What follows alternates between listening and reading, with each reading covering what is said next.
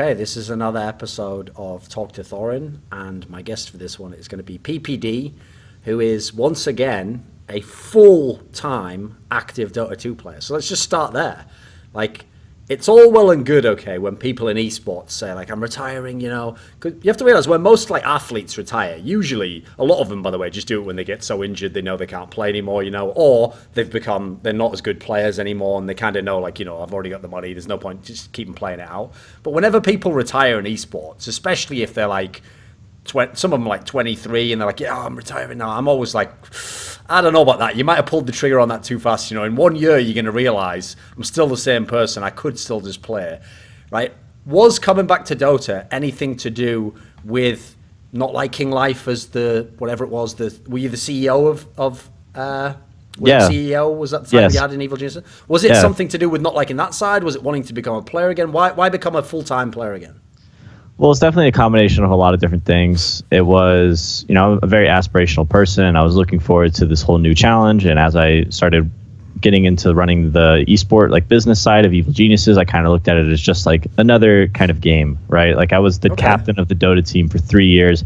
And I felt like I was captain of the organization as like being the CEO.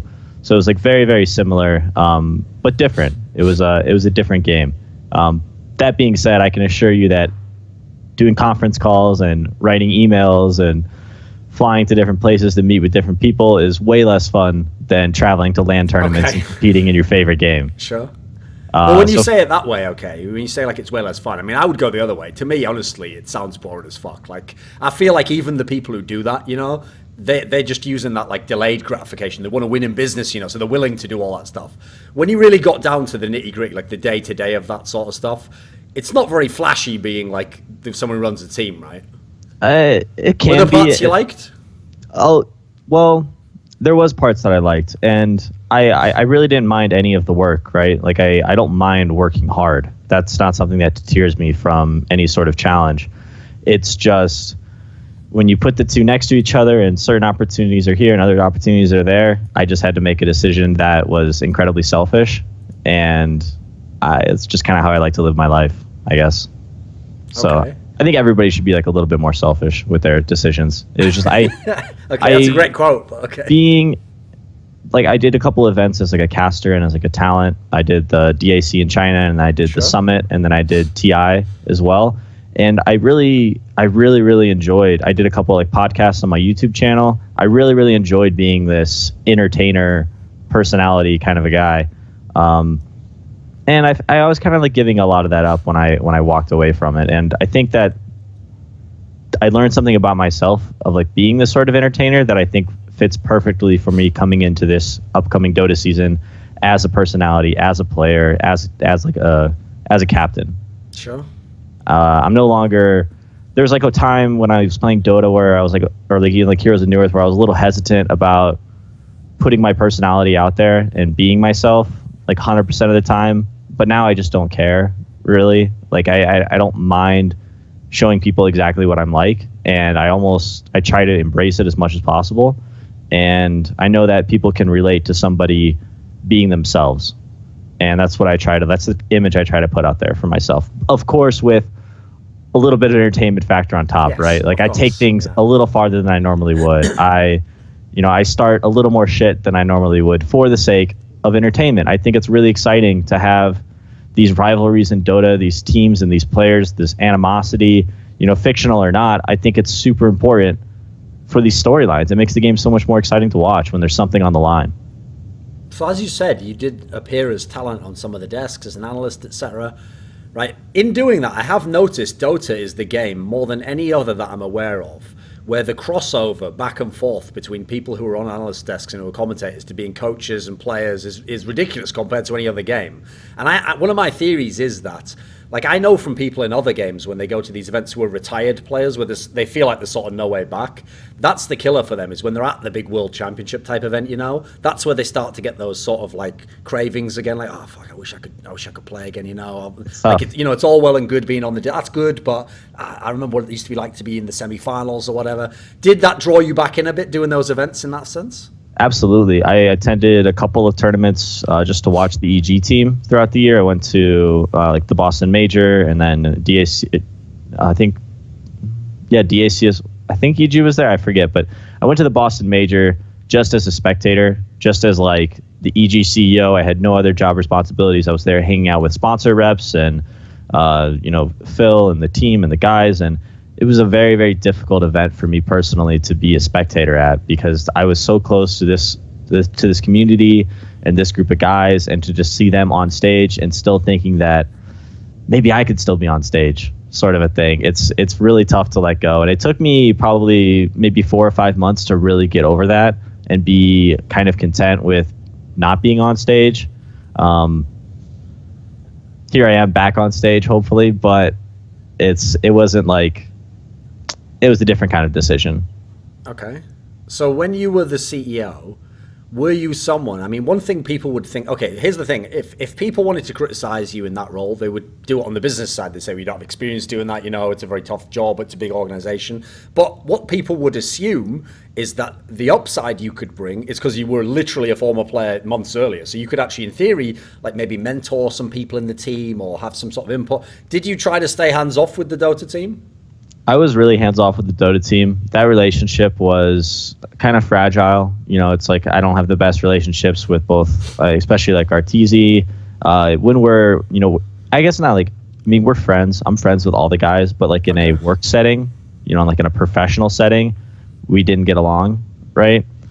So it's like really important for me to have my boundaries. Also, me being such a huge, like, Dota, like, theory crafter, I guess is a good word for it. Like, I talk about Dota all the time, and I want my ideas to be heard, and that's why I like doing the analyst desk and stuff, right? I just get to listen to myself.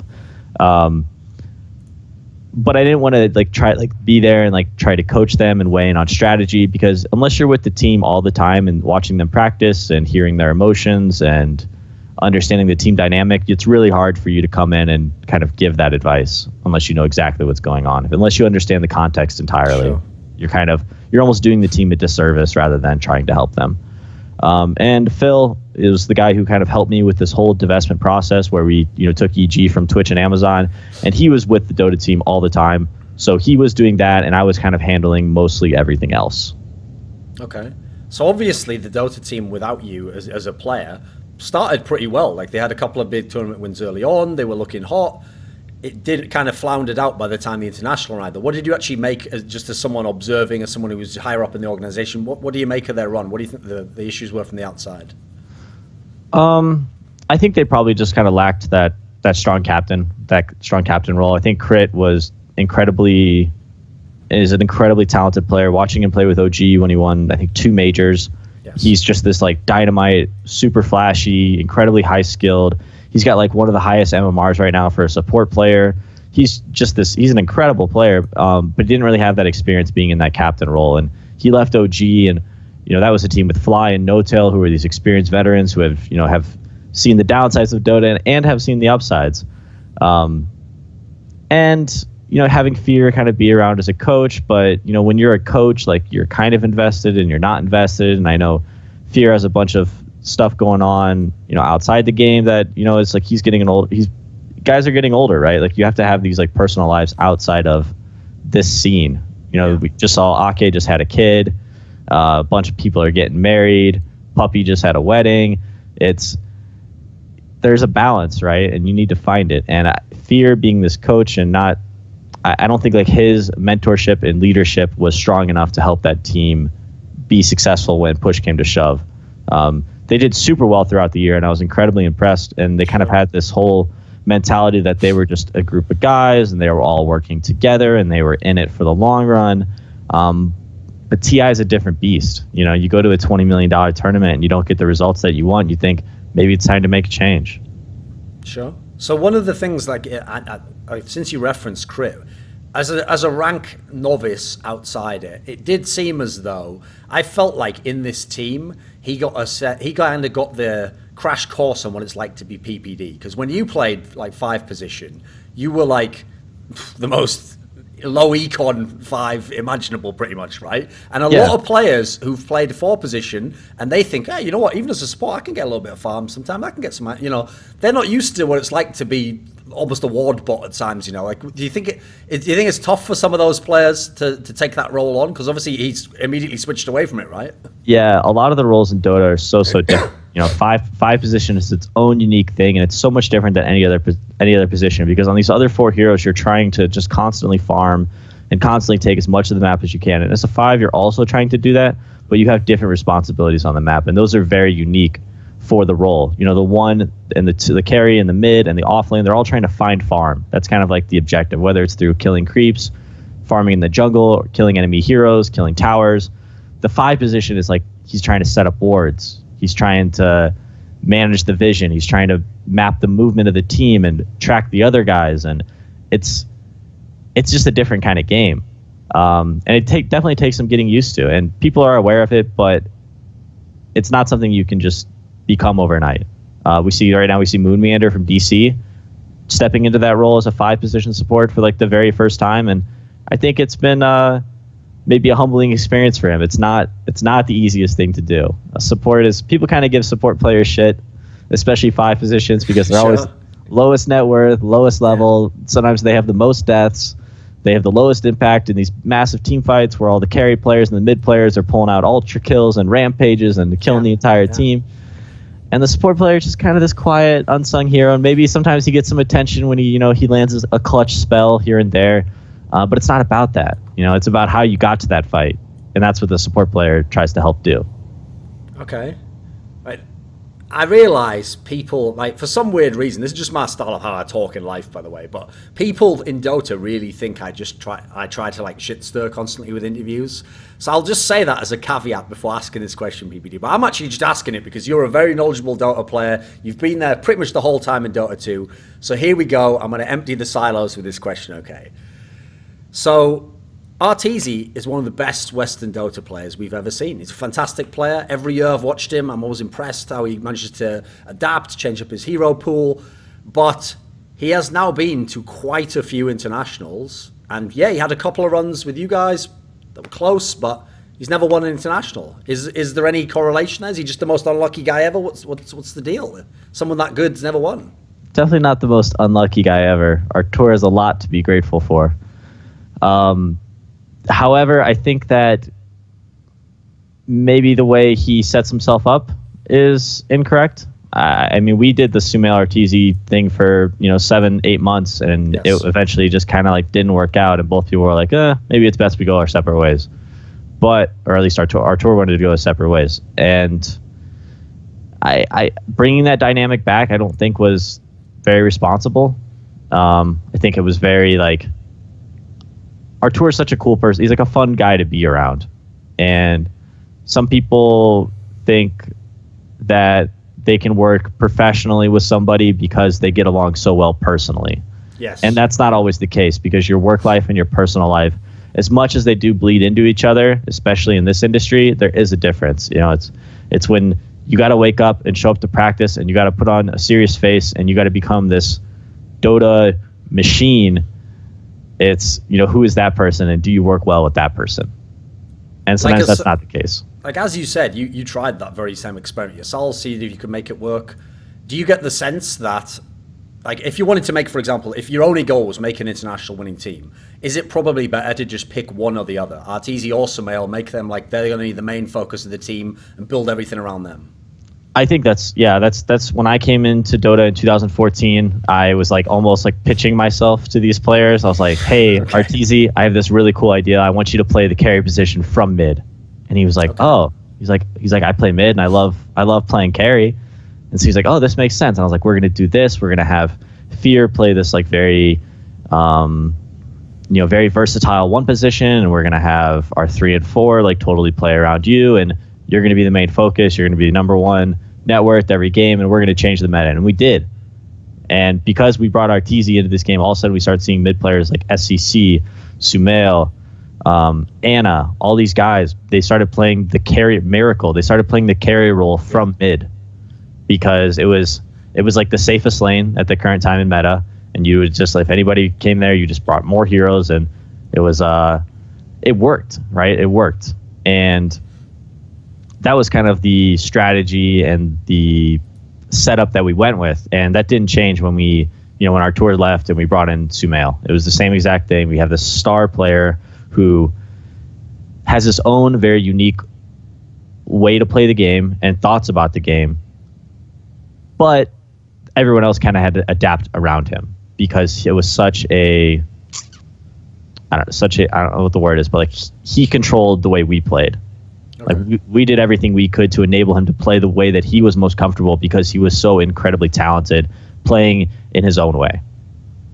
Has the rise, as you just referenced here, citing a number of them, of these like superstar mids who essentially are the carry, they're like the main player of the team, has the rise of that impacted the traditional one position? I mean, I know like Burning was trying to like roll the clock back this year and just do it the same old way, but has it impacted how the one position is played, do you think, in the current meta? I think, yeah, a lot of the traditional like safe lane carry players have had to adapt and change quite a bit to keep up with these other teams and these other strategies. That being said, I'm pretty confident that if you put the right group of guys together, let's say you have like a more traditional one carry, like a Burning, or maybe like Resolution, for example. Okay. Like you can play around them. Your mid player can become, he doesn't have to be the carry. You can just kind of change the way, and that changes the way you play the game. That changes the heroes that you pick. That changes the way you draft. But you have to set up to give this one guy success. And as long as you have a clear idea of how to win the game, I think you can be successful in Dota. I'm going to also give you the little bit of a trigger warning on this one, okay? This is also a potentially spicy question, okay? So the conspiracy theory, PPD, goes like this.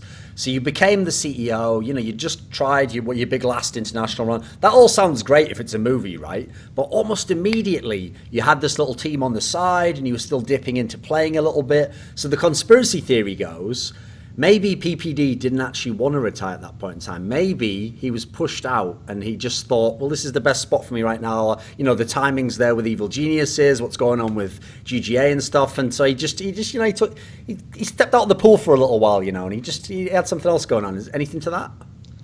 Definitely. It was, I love Dota. I love playing it. I love watching it. I love just being a part of the community, interacting. It's so fun for me to go to these events and be a part of this, like, especially like even more so as like a talent and a personality. I was able to spend time with people on like a personal level and not just in my hotel room practicing with my team. It's really, really fun to just be there because I see the same 100 people at 10 events or 15 events or however many every single year, and just getting all that up was like not ideal. And I don't think the initial plan was never for me to be after TI6. The plan was not for me to be the CEO. That was not the initial plan. It just kind of changed into that. The idea was for us to go out and hire a CEO, ideally somebody with more business experience, where I could still weigh in. And my expertise is esports. I know what it takes to win. I know the player side. I know what players want. I know how they think. It's a nice combination, right? Like you have some guy that knows the business of maybe like traditional sports, and then you have me, the esports guy, and you like combine these two, and hopefully you can build something special.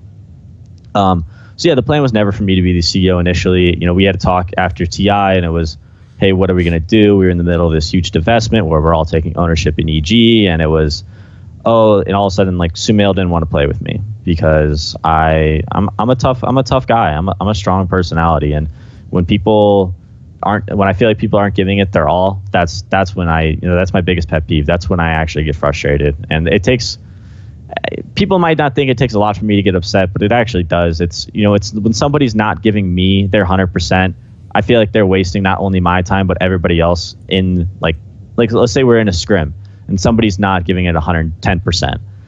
You're wasting, first off, you're wasting all of the 9 other players' times. You're wasting both the coaches' times. You're wasting both the managers' times. You're wasting both of the organization's times.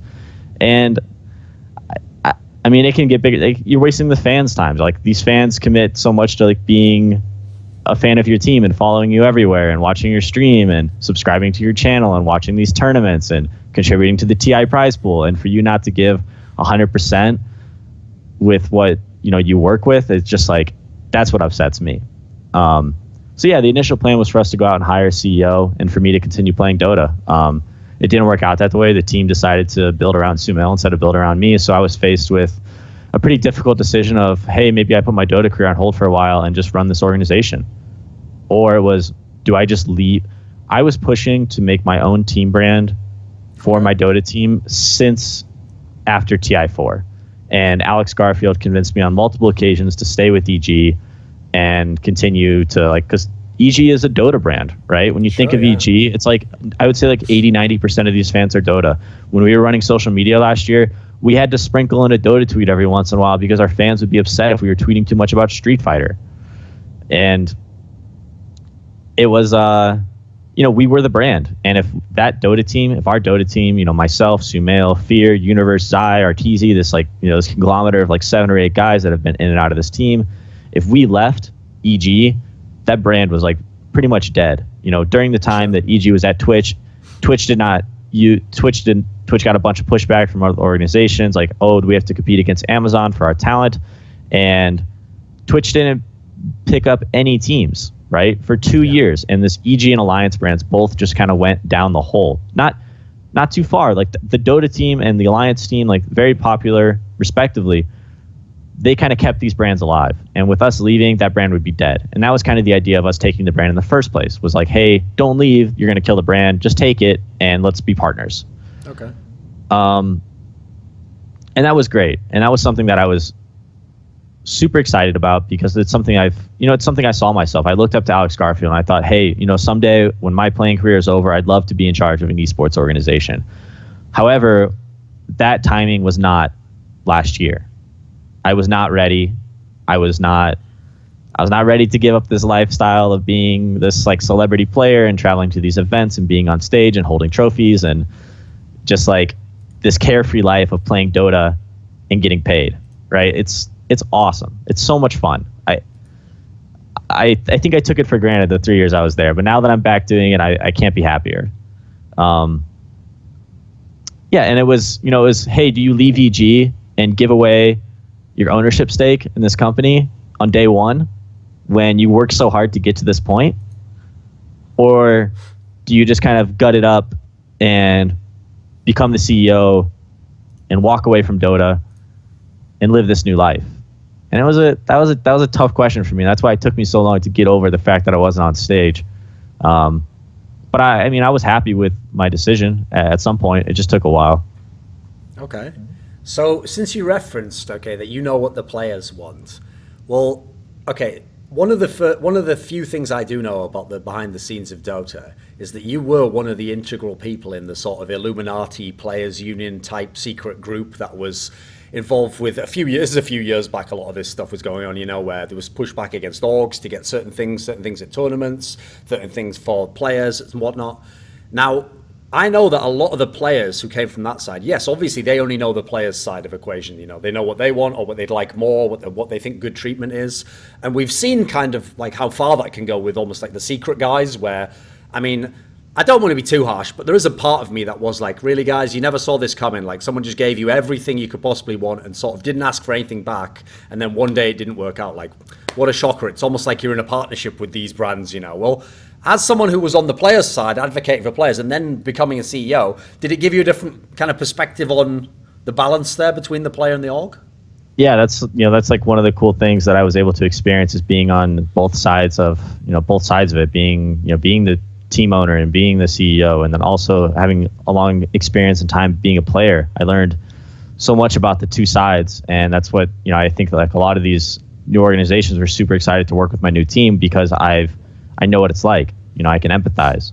I know what they want, and I know how much players are willing to give to some extent. So with this new lineup you've made, you already had announced the lineup before you signed with OpTic. So let's leave the OpTic side to the side for a minute. when you make this team, okay, one of the players immediately I have to ask you about is Misery, right? Because if I say to people who are watching the interview, this is someone who used to play with Milk like 10 years ago, they're going to know he's also an older guy. He's also a veteran player. And actually, in his case, he's someone who got most of his success right at the end, basically like the last few years, basically, is when it really happened for him. So why team up with Misery now? He's not really someone who's been around you, a teammate of yours, in a long time, right? Yeah, no, I've never really had too much time playing with him. It's always somebody that I've respected a lot, and I was like, oh, like, you know, maybe we end up on a team together. There's a ton of awesome guys out there that I would absolutely love playing with, but sometimes the timing just doesn't really work out. You know, your 3 position leaves, and you need a 3 position, and you know the one guy that you were looking to play with he only plays 5, or you know, there's a lot of like 5 positions out there, and I just know that I'll never get to play with them because I'm a 5.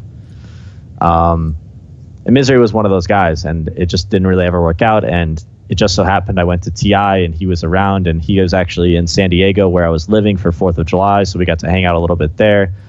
And just, I didn't know what kind of a team I was going to come out with, but I was really committed to the idea of playing again. So I was going to build the best team I could. Whether that team was capable of winning on day one, I wasn't sure.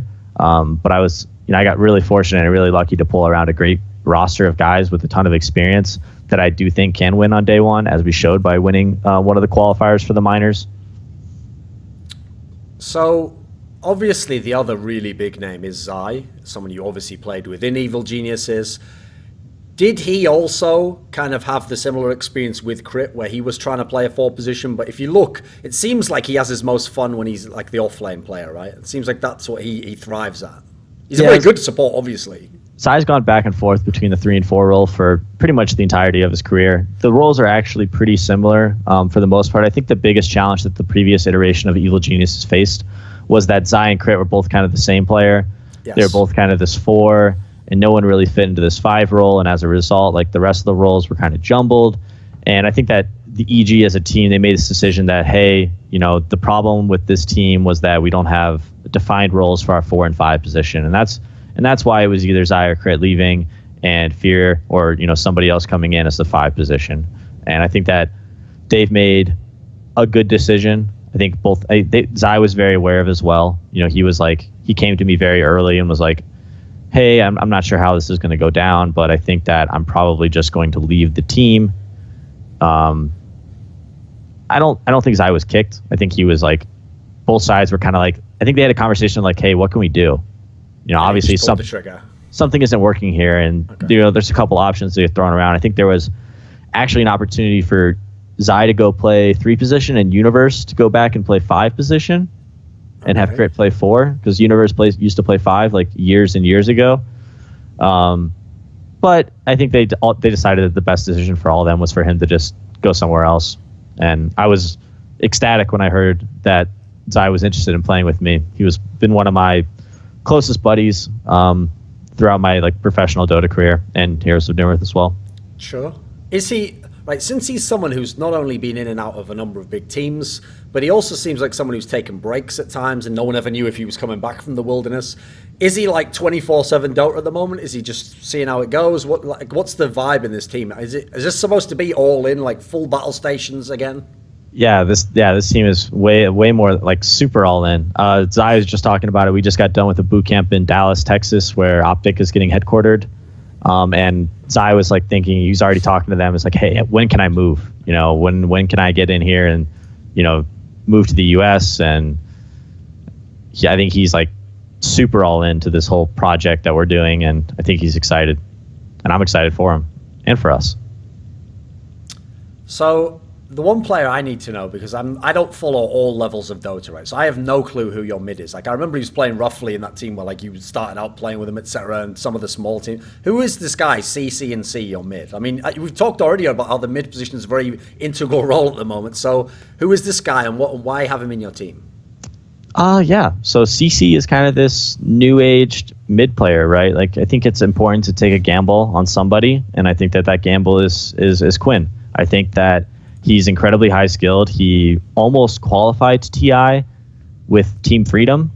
They got second. They were 1 game away from qualifying to TI, and he was he was probably the reason for that. He was an awesome player. And meeting him in person at the event, he's like this kind of this sheltered kid who is like super innocent, but like loves Dota more than anything else in the world. And he can talk about the game forever. He brings all these fresh new ideas. He's, the most hardworking player, and he's hungry. He wants to win. And having that guy around me inspires me to talk about Dota and theory craft new strategies and new heroes and new item builds and think about what it's going to take for us to win the next match. And he's always on, and it's I try to be on as much as possible, but I'm so desensitized to this like Dota industry that it takes somebody to push me a little bit, and he does that for me. Okay. So because the thing I noticed was obviously he's the relatively inexperienced player, kind of this is his big shot. But the rest of you, like Piket, obviously, it was the one position. These are all like older players in general, all very experienced players, with experience going back even sometimes in the Horn, etc. Is that kind of the sense? Like, is the two position the young blood in the team? Do you need that quality? Do you think? Yeah, I think so. And the nice thing about having guys that have been around forever, and I think Zai's 20 now, but feels like he's been around forever though. Exactly, he's been playing since he's 14, so he's a veteran at 20. But these other guys like Piket and Misery, these guys have been playing Dota for like over 10 years.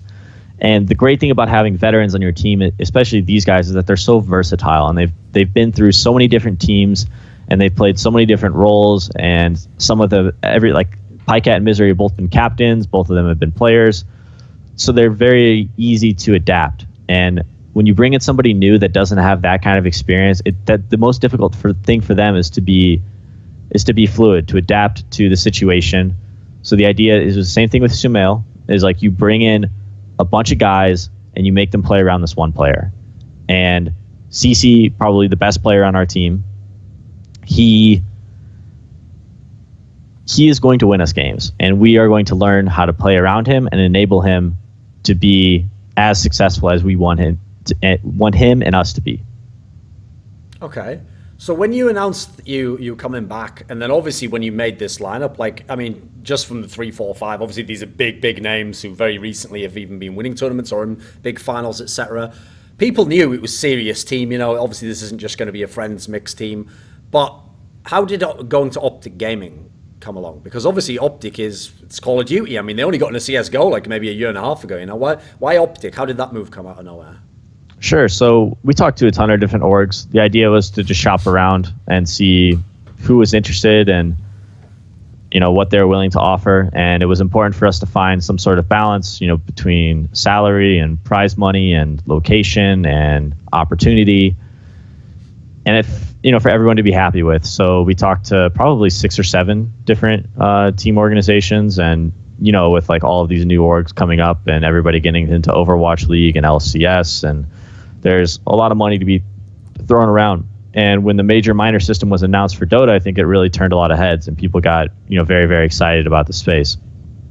And with that momentum and the momentum of myself, like coming back as a player, I was on EG for 3 years, and we pretty much got top 3 at almost every single tournament that we played at, excluding a couple. And nowadays in esports, that's kind of unheard of, right? Like there's not a lot of teams that are doing that. And I think that's an incredibly valuable asset that my team has the potential to do, right? Like that's got to be a consideration.